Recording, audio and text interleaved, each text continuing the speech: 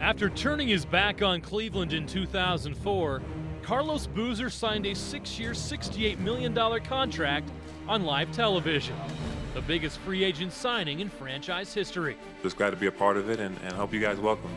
But the honeymoon didn't last long. The Jazz finished his first season in Utah with just 26 wins, the team's worst record in 23 years. Boozer missed the last 31 games of the season with a foot injury and drew public criticism from Jazz owner Larry Miller. Carlos has been terrific some nights he acted like he didn't care that much. And I like Carlos a lot. You know, he's here because we need a big presence at the power forward. And I just hope he'll be playing the way he ought to 82 games a night. I'm not talking to him.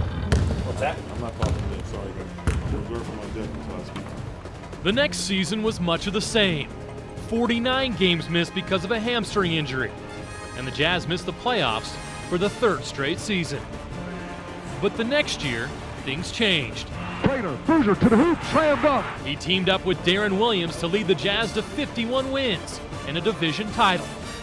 Boozer was named an All-Star for the first time in his career, while averaging 20 points and 11 boards a game. Now bounce down the middle to Boozer. He hammers with the left hand. Go, baby.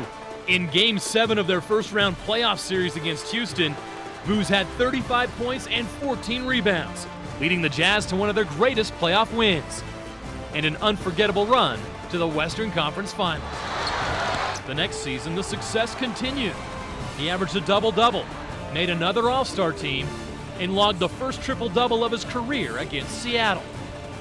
He helped the Jazz to 54 wins and another division title. But in the playoffs, he struggled, shooting just 41%. The Jazz lost in the second round to the Lakers in 6 games. Then, after missing just 9 games in 2 seasons, another injury. He would miss 37 games between November and February. While he was hurt, Boozer made perhaps his biggest blunder. After a Jazz loss in December, when asked by an ESPN.com reporter if he would opt out of his contract at the end of the season, he said, quote, "I'm going to get a raise regardless. I'm going to opt out. I don't see why I wouldn't." Larry Miller called it one of the top 10 stupidest things he's ever heard an NBA player do in 20 years. When Boozer returned from injury, he struggled, and so did the team. They finished 8th in the West and lost to the Lakers in the first round. Once again, Boozer drew public criticism from ownership. But I do have concerns about Carlos's defense, and I have some concerns about his ability to lead the team. That summer, he shocked everyone by deciding to opt in instead of out like he said he would. And that's when his infamous radio tour began.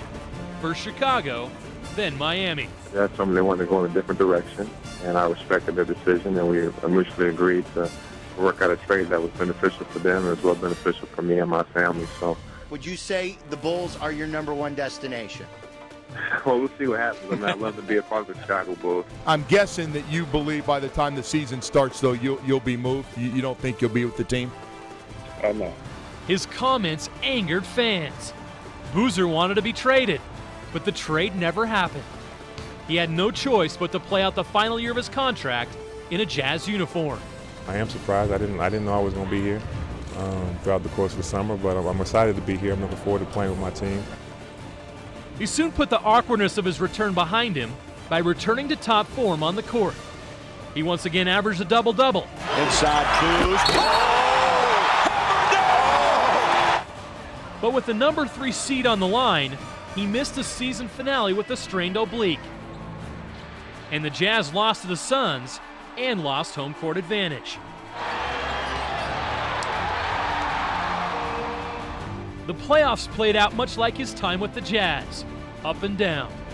He played like an all-star against Denver, but was disappointing against the Lakers. Now the roller coaster ride that was Carlos Boozer's 6 years in Utah has come to an end.